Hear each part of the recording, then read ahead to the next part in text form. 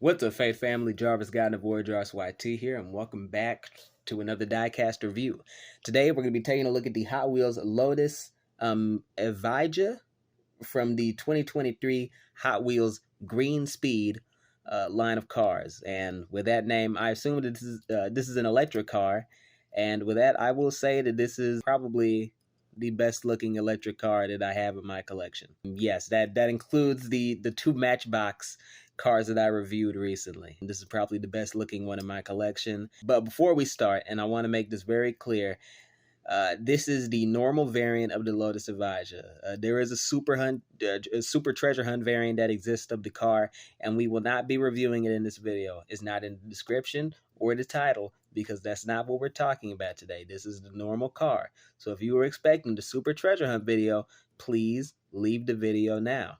And I'm saying that because I don't want to get nicked by YouTube for misleading content. No. This is the normal variant. We're talking about the normal variant of the car. This is a perfectly normal review of a car that just happens to have an extremely popular super treasure hunt variant, as well as a normal variant of the car that is being bought up like crazy and repainted to make it seem like it's an actual super treasure hunt, which is something I don't endorse, but it's something that happens, and it always affects my recommendations of these cars. But either way, moving on into the actual review, let's just broach some of the negative aspects of this car. And first of all, it's that this isn't the best looking Lotus that I've ever seen. I think, honestly, the best looking Lotus that I've ever seen is probably the Lotus Elise, which was the basis for the original Tesla Roadster, which I still think is one of the greatest looking sports cars of all time.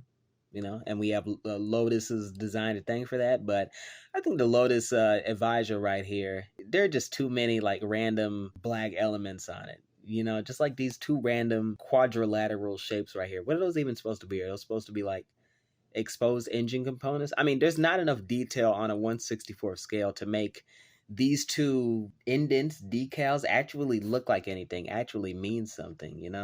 You also see it on the side right here, which I would understand, but why does this have to be there? Why does that need to exist? I really don't understand it. And you also see it at the back here. It looks sort of like a rip-off McLaren deal, and I really just don't like the overall shaping of the back.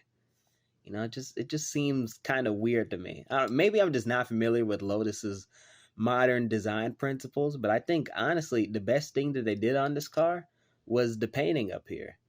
I assume this is the Lotus logo, but you also have the very well done headlights up here. Honestly, look like they're straight off a Matchbox car. So while I do commend them for that, it's just like you have these random black indents here, and I think the black indents really don't work because it's going up against a dark red coat of paint. If this was against, I guess, white or something, or maybe a light orange, then it would look a little derivative. But I think black indents would look much better. They wouldn't look as out of place as they are right now. I don't know, man. Maybe I just got a bad color with this, but yeah, they really just sort of break up the whole flow of the car and just make it look a little bit too busy. I think that's the word for it, a bit too busy. And also the spoiler here, it's just, why does it go like straight up? I feel like it should be curved back. I don't know. Maybe that was like a design limitation. I can't call it. But yeah, either way, in terms of recommendations, this is another soft recommend.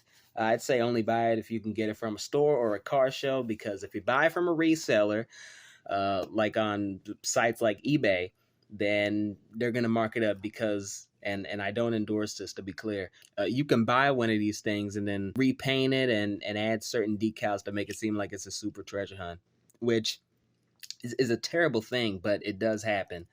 And it's the reason why everybody on these reseller sites is going to be marking this thing up to high hell, for no real legitimate reason.